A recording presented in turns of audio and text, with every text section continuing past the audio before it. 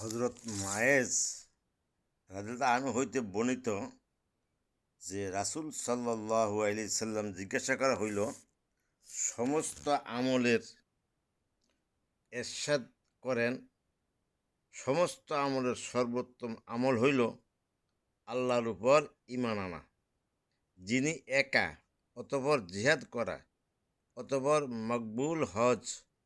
এই সকল আমল ও অন্যান্য আমলের মধ্যে ফজিলতের দিক হইতে এই পরিমাণ ব্যবধান হইয়াছে যে পরিমাণ পূর্ব ও পশ্চিমের মধ্যে দূরত্ব ব্যবধান রহিয়াছে। আর এক হাদিসে হযরত আবু উমামা রাদিয়াল্লাহু আনহু বলেন যে রাসূল সাল্লাল্লাহু আলাইহি সাল্লামের সাহাবা একদিন তাহার সামনে দুনিয়ার আলোচনা করিলেন।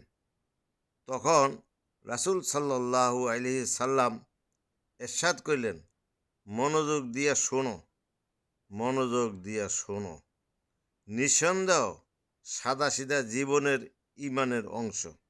নিঃসন্দেহ সাদাসিধা জীবনের অংশ।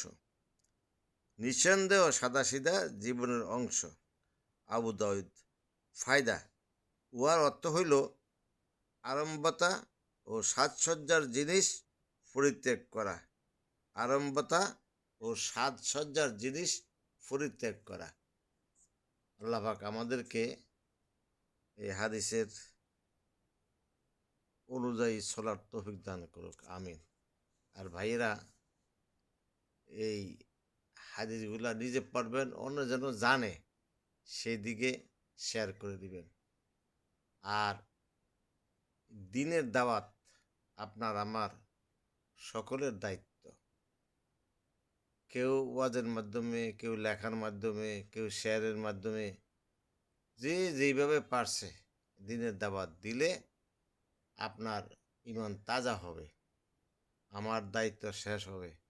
আর বিশেষ করে এই হাদিসের ভিতরে মানুষ সারাদিন দুনিয়া দুনিয়া করে, কিন্তু দুনিয়ার মোহ একটু হইলেও যদি তারা বাদ দেয়, আল্লাহ পাকের নৈকট্য অর্জন করতে পারবে, আখিরাতমুখী হবে, কবরে আসান হবে।